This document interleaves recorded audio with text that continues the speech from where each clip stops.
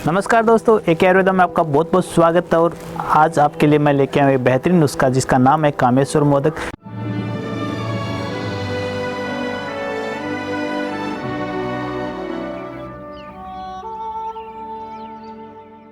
तो आज की वीडियो में हम आपको कामेश्वर मोदक में डाले जाने वाले इंग्रेडिएंट के बारे में बताएंगे और उससे होने वाले फायदों के बारे में। दोस्तों, कामेश्वर मोदक बहुत ही बलवीर्यवर्धक, वाजीकरण और सेहत बनाने वाली औषधि है जिसका प्रयोग करके आप अपनी खोई हुई शक्ति को पुनः प्राप्त कर सकते हैं और आप अपने जीवन को खुशहाल बना सकते हैं। तो चलिए दोस्तों, ज़्यादा आपका समय नहीं लूँगा, शुरू करते हैं।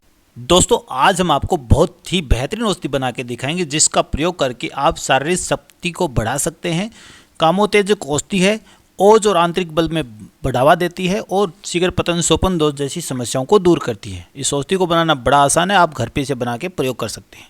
दोस्तों, इस औषधि में जो डाले जाने वाली एक एक औषधि का हम आपको परिचय कराएंगे। इसमें डाली जाती है अब्रक भस्म, शतपुटी, सहस्त्रपुटी या नॉर्मल अब्रक भस्म इसमें आप डाल सकते हैं। कायफल का इसमें प्रयोग किया जाता है, कूट का इसमें प्रयोग किया जाता है। इसके अलावा अश्वगंधा, जिसको विथानिया सोमनीफेरा कहते हैं या आस्कन नाम से जानते हैं, उसका इसमें प्रयोग होता है। गिलोय, जिसको टेनोस्पोरा कार्डिफोलिया कहते हैं। मेथी दाना जो हम घर पे प्रयोग करते हैं। इसके अलावा मोचरस, जो श्यामल पेड़ का होता है उसका गोंद मोचरस कहलाता है। विदारीकंद और सफ़ेद मूसली जो ताकत का खजाना मानी गई है। अश्वगंधा के अलावा गोखरू, जो कि ताकत के लिए जाने जाते हैं। ताल मखाना, जो कि एक ताकतवर औषधि है। सेंधा नमक, शतावरी, अजमोद, जो कि दीपन, पाचन और पेट के लिए बड़ी शानदार है। उड़द, जो ताकत के लिए बड़ी अच्छी जानी जाती है। तिल, जो बहुत ही शानदार काले तिल प्रयोग किए जाते हैं। बला, जो इसको खरेंटी कहते हैं, उसके बीज। धनिया, जो कि हम आमतौर पे घर पे उपयोग करते हैं वो धनिया। भीमसेनी, देसी कपूर, मांजू फल इसमें प्रयोग किए जाते हैं। और इसके अलावा जायफल जैसी स्तंभक औषधियाँ भी इसमें डाली जाती हैं। दोस्तों, दोनों तरह के जीरे यानी सफ़ेद जीरा और काला जीरा, दोनों जीरे इसमें प्रयोग किया जाता है।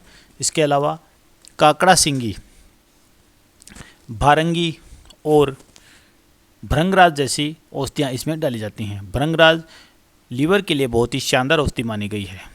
दोस्तों, इसमें तिरकटू, जिसमें सौंठ, पीपल, काली मिर्च, ये तीनों औषधियाँ इसमें डाली जाती हैं जो कि तिरकटू कहलाती हैं। इसके अलावा इसमें डाला जाता है गज पीपली, मुनक्का के बीज निकाल के इसमें प्रयोग में लिया जाता है। दोस्तों, चित्रक छाल यानी चिता की छाल या चिता मूल की छाल का इसमें प्रयोग किया जाता है। इसके अलावा चतुरजात, जिसमें दालचीनी, तेजपत्ता, इलायची और नागकेसर, ये चारों चीज़ों को मिलाते हैं तो चतुरजात कहलाया जाता है। तो चतुरजात इसमें प्रयोग किया जाता है। इसके अलावा नागकेसर चतुरजात की एक औषधि है, वो प्रयोग की जाती है। इसके अलावा पुनर्नवा मूल, जो साटे की जड़ होती है, विषखपरा की जड़ होती है, उसका इसमें प्रयोग किया जाता है। गाय के शुद्ध घी का प्रयोग इसमें किया जाता है और शहद का भी इसमें प्रयोग बताया गया है, यानी मधु भी इसमें डाला जाता है। शहद और घी दोनों इसमें प्रयोग में लिए जाते हैं। सन के बीज यानी अलसी के बीज का प्रयोग किया जाता है और वासा, जिसे अड़ूसा कहा जाता है, वो इसमें डाला जाता है। श्यामल मूसली यानी श्यामल पेड़ की जो मूल होती है उसको लिया जाता है। और त्रिफला, जिसमें हरड़, बहेड़ा, आंवले का प्रयोग होता है, वो तीनों इसमें डाले जाते हैं। और कोंच यानी काले कोंच को शुद्ध करके इसमें प्रयोग किया जाता है। इसके अलावा दोस्तों, इसमें डाला जाता है भांग, शुद्ध भांग का प्रयोग करते हैं। जो केना बीज होते हैं, हेम्प होते हैं, उसको शुद्ध करके इसमें प्रयोग किया जाता है। तो दोस्तों, भांग को शुद्ध करने के लिए हमने अलग से वीडियो बनाया है, अगर आपने वो नहीं देखा है तो ऊपर आई बटन पे जाके जरूर देखें। भांग को शुद्ध करके ही प्रयोग में लेना होता है। दोस्तों, इसके अलावा मिश्री का प्रयोग करते हैं। तो दोस्तों, इसको बनाना बहुत ही आसान है, तरीके से बनाइए। चिकित्सक की देखरेख में बना के उपयोग करेंगे तो आपको बहुत अच्छे फायदे होंगे। दोस्तों, योग्य चिकित्सक की देखरेख में ही इसका प्रयोग करना चाहिए। भांग को शुद्ध करने के बाद इसके बहुत अच्छे फायदे होते हैं, जिसका प्रयोग आप करेंगे तो निश्चित रूप से आपको बहुत सी समस्याएं, जिसमें कई लोग अफीम का नशा करते हैं, उसको भी अगर इस औषधि का सेवन कराते हैं तो बहुत अच्छे फायदे होते हैं। जिनको नींद नहीं आती उनके लिए भी बहुत ही शानदार ये औषधि है। तो दोस्तों, सबसे पहले थोड़ा सा गाय का घी लें और उसके अंदर हल्की आंच पे भांग को थोड़ा भून लें, क्योंकि भांग में थोड़ी रुक्षता होती है, तो जो घी में भूनने के बाद इसमें जो रुक्षता होती है वो कम हो जाती है और ये बहुत ही शानदार औषधि बन जाती है। तो दोस्तों इस तरह से थोड़ा भांग को भून लें। उसके बाद कढ़ाई में आपको मिश्री की चाशनी बनानी होती है। तो दोस्तों मिश्री की चाशनी बनाने के लिए हम पानी लेते हैं और उसके अंदर हम मिश्री को कूट के डालना चाहिए। दोस्तों मैंने मिश्री को सीधा डाल दिया था, क्योंकि हम नॉर्मली सीधा डाल के भी इसको पिघला लेते हैं, लेकिन इसमें थोड़ा समय ज़्यादा लगता है। तो अगर आप जब भी बनाएं तो मिश्री को थोड़ा कूट ले पहले इमामदस्ते में, और उसके बाद पानी में डाल के चाशनी बनाएंगे तो आसानी से बनेगी। वरना वैसे प्रैक्टिस में अगर आपके है तो आप सीधी भी बना सकते हैं, पर आपको ध्यान रखना चाहिए सीधी बनाने में समय ज़्यादा लगता है, इसलिए थोड़ा इमामदस्ते में कूट के और फिर इसकी चाशनी बनानी चाहिए।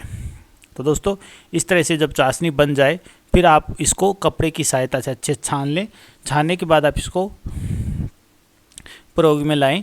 फिर धीरे धीरे करके एक एक करके जितनी भी परछेप औषधियों जिनका पाउडर हमने बनाया था, और जो अबरख भस्म वगैरह औषधियाँ थी उनका पाउडर हमने बनाया था, और जितनी भी हमने भांग का पाउडर और शहद घी जो भी हमें मिलाना है वो सारा इसको एक एक करके मिलाएं।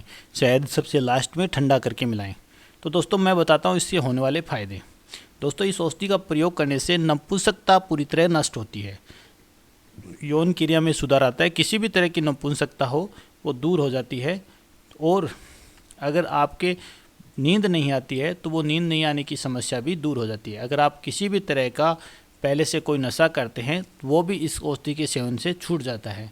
दोस्तों चिकित्सक की सलाह अनुसार इसका प्रयोग करना चाहिए। अगर इसकी प्रयोग की मात्रा का बात की जाए तो इसे 2 से 3 ग्राम में ही प्रयोग करना चाहिए। दोस्तों इसको प्रयोग करने के बाद आपको पथ्य अपथ्य का ध्यान जरूर रखना चाहिए।